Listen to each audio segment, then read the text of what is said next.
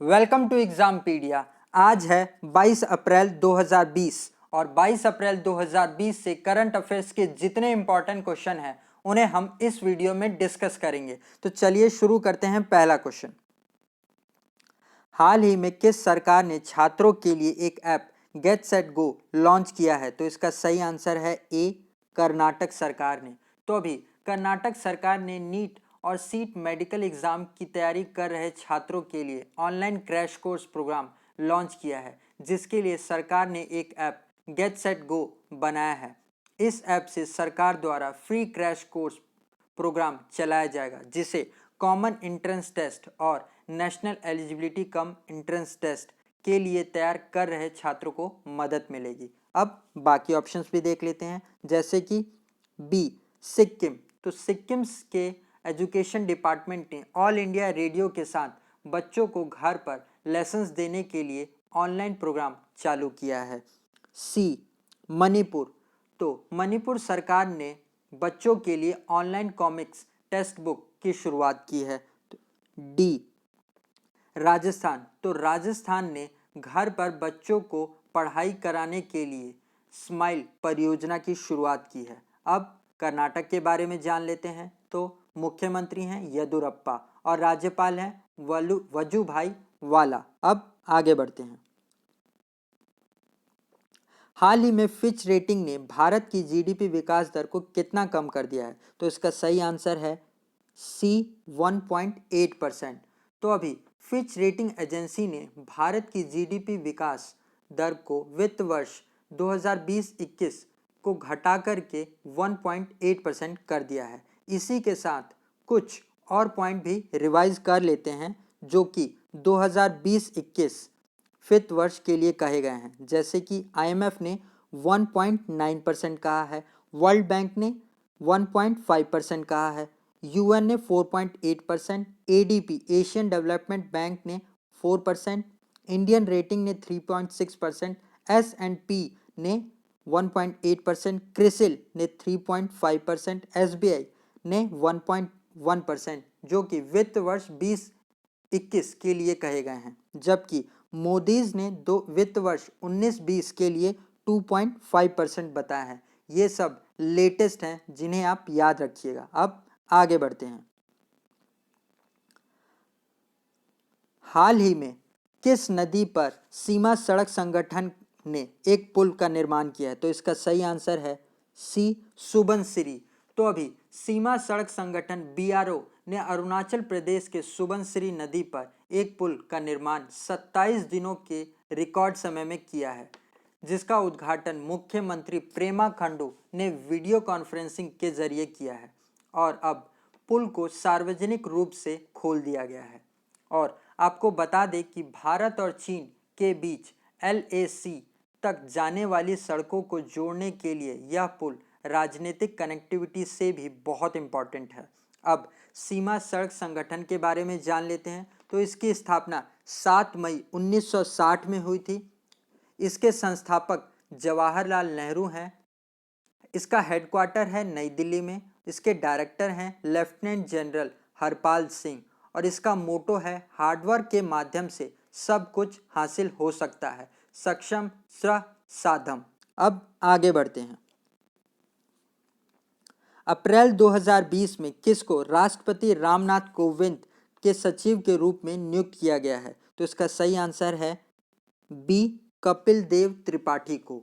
तो अभी पूर्व आईएएस अधिकारी कपिल देव त्रिपाठी को राष्ट्रपति रामनाथ कोविंद के सचिव के रूप में नियुक्त किया गया है। तो असम मेघालय कैडरे के 1980 बैच के सेवानिवृत्त आईएएस अधिकारी संजय कोठारी का स्थान लेंगे, जिन्हें फरवरी में चीफ विजिलेंस कमिश्नर चुना गया था।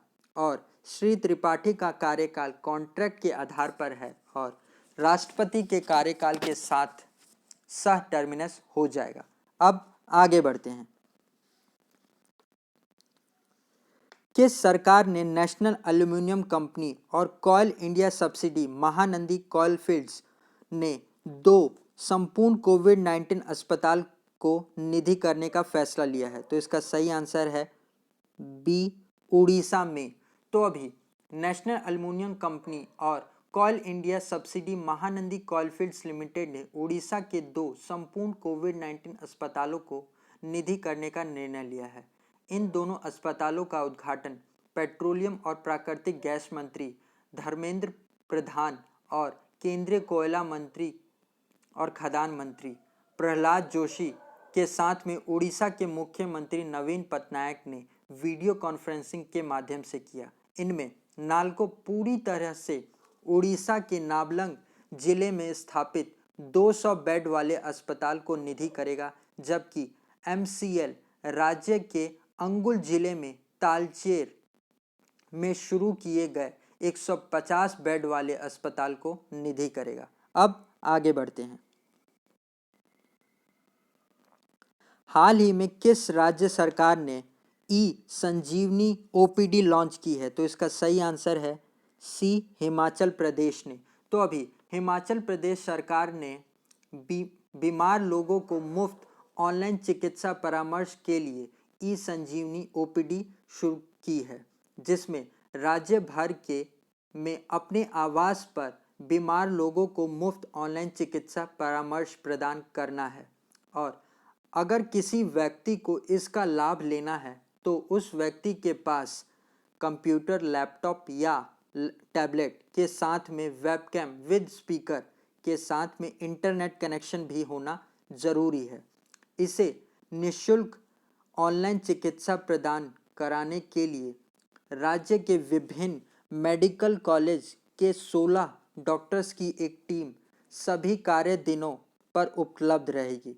यह सुविधा उन बीमार लोगों के लिए फायदेमंद होगी जो कोविड-19 महामारी को देखते हुए अस्पताल का दौरा करने में असहज महसूस कर रहे हैं। अब आगे बढ़ते हैं। हाल ही में कब भारत में सिविल सेवा दिवस मनाया गया? तो इसका सही आंसर है डी, 21 अप्रैल को। तो ये खास दिन उन नागरिक सेवाओं के लिए काम कर रहे सिविल सर्वेंट्स के लिए मनाया जाता है जो सिविल सेवा अधिकारियों के कार्य और प्रयासों को प्रेरित और उनकी सराहना को दिखलाता है।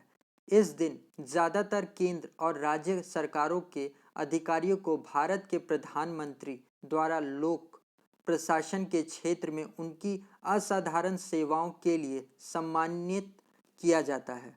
इसे सरदार वल्लभ भाई पटेल गृह सदस्य संसद ने 21 अप्रैल 1947 को अखिल भारतीय सेवा का उद्घाटन किया गया था और इसी तरह का पहला समारोह 21 अप्रैल 2006 को विज्ञान भवन नई दिल्ली में आयोजित किया गया। इसीलिए 2006 से इसे 21 अप्रैल को राष्ट्रीय नागरिक सेवा दिवस के रूप में मनाया जाता है और इन्हीं लोगों को भारत का स्टील फ्रेम भी कहा जाता है। अब आगे बढ़ते हैं।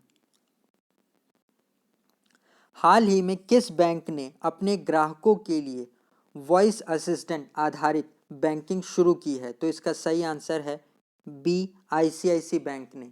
तो अभी आईसीआईसी बैंक ने अपने ग्राहकों को के लिए वॉइस असिस्टेंट आधारित बैंकिंग सेवाएं शुरू की हैं, जिसके लिए आईसीआईसी बैंक ने आर्टिफिशियल इंटेलिजेंस संचालित मल्टी चैनल चैटबॉट आईपल को दुनिया के सबसे लोकप्रिय voice assistant app Amazon Alexa और गूगल असिस्टेंट के साथ मिलकर अपने रिटेल बैंकिंग ग्राहकों को बैंकिंग सेवाओं के बारे में सक्षम बनाने के लिए लॉन्च किया है।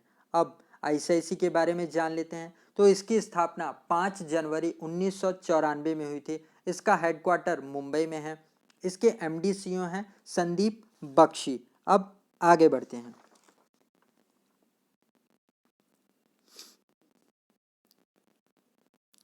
निम्नलिखित में से किस संस्थान ने के रिसर्चर्स ने चुंबकीय रैंडम एक्सेस मेमोरी विकसित कर रहे हैं? तो इसका सही आंसर है डी, आईआईटी मंडी के।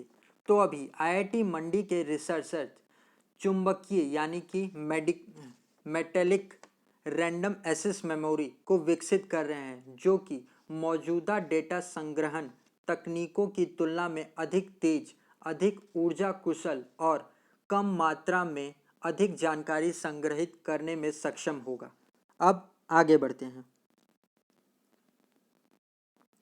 हाल ही में किस प्रसिद्ध साहित्यकार का निधन हो गया? तो इसका सही आंसर है ए, रत्नाकर चैनी, जो कि एक उड़िया लेखक और साहित्यकार थे जिनको 2016 के लिए साहित्य भारती सम्मान से सम्मानित किया गया था, जिनका अभी हाल ही में निधन हो गया। तो इसी के साथ बाकी ऑप्शंस भी देख लेते हैं, जैसे कि बी, जीन डेलिच। ये एक फिल्म निर्माता थे जिनको उनकी फिल्म मुनरो के लिए 1960 में ऑस्कर प्राइज मिला था और ये प्रसिद्ध serial Tom and Jerry and papaya the sailor man के डायरेक्टर भी थे, जिनका अभी हाल ही में निधन हो गया। सी, नॉर्मन हंटर। ये लीड्स यूनाइटेड फुटबॉल क्लब के बेहतरीन खिलाड़ी थे और 1966 में वर्ल्ड कप विजेता टीम इंग्लैंड का हिस्सा भी थे, जिनका अभी हाल ही में कोरोना वायरस से निधन हो गया। डी, रुद्रतेज सिंह, जो कि BMW इंडिया के CEO थे, जिनका अभी 46 वर्ष की उम्र में कार्डियक अरेस्ट से निधन हो गया। आज के लिए इतना ही।